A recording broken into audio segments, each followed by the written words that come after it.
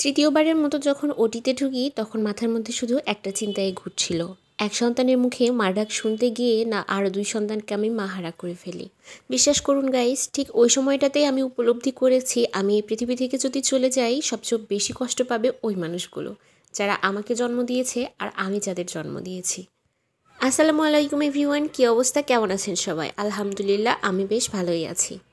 মাত্র 18 দিন হলো আমার বেবি হয়েছে। এ সময়টা একদমই বেড রেস্টে থাকতে হবে। আর আমি কি করেছি জানেন?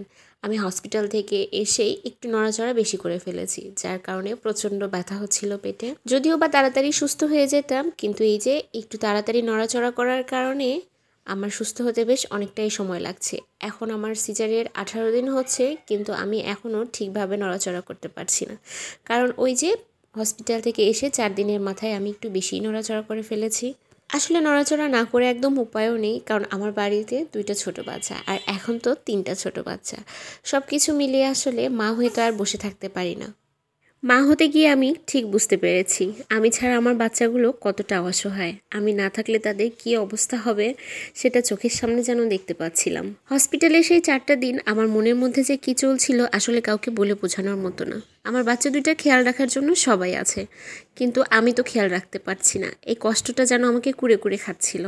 স্পেশালি রসগোল্লা, সে তো আমার হাতে ছাড়া কারো হাতেই খেতে চায় না, তার বাবার হাতেও খায় না। সেই 4টা দিন সে শুধু দুধ খেয়েই ছিল, তেমন একটা কিছু খায়নি।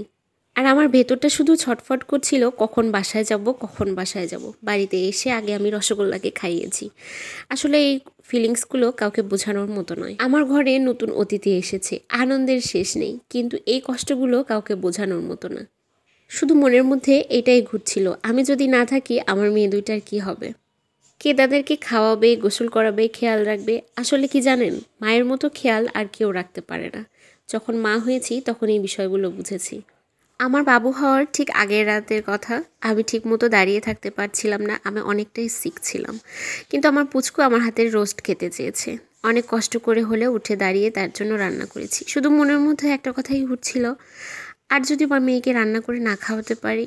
আসলে এই চিন্তাগুলো আমাকে কুরে কুরে খাচ্ছিল। আমার জীবনের এই মুহূর্তগুলো না আসলে আমি হয়তো বুঝতেই পারতাম না আমি ছাড়া আমার সন্তানগুলো কতটা অসহায়। আমি এই পৃথিবীতে না থাকলে তেমন কারো কিছু যায় আসবে না, হয়তো কিছুদিন সবাই কান্নাকাটি করবে, তারপর সবাই ভুলে যাবে। কিন্তু গাইস, যারা আমাকে জন্ম দিয়েছে আর আমি যাদের জন্ম দিয়েছি, এই মানুষগুলো আমাকে কখনোই ভুলবে না। কারণ আমি জানি আমি ছাড়া আমার পরিবার একদমই অসহায়। মায়ের অভাব কোনো কিছু দিয়েই পূরণ করা সম্ভব হয় না গাইস। তো যাই হোক, আপনাদের দোয়া ভালোবাসায় আমি খারাপ সময়গুলো পার হয়ে চলে এসেছি গাইস। আলহামদুলিল্লাহ এখন পরিবারের সবাইকে নিয়ে খুব খুব খুব ভালো আছি। আমার ঘরে একজন নতুন অতিথি এসেছে, আলহামদুলিল্লাহ সেও অনেক ভালো আছে। মনের মধ্যে যেই ভয় আর শঙ্কা নিয়ে হসপিটালে গিয়েছিলাম গাইস, সেই ভয়কে জয় করতে পেরেছি। এখন আলহামদুলিল্লাহ বেশ শান্তি লাগছে।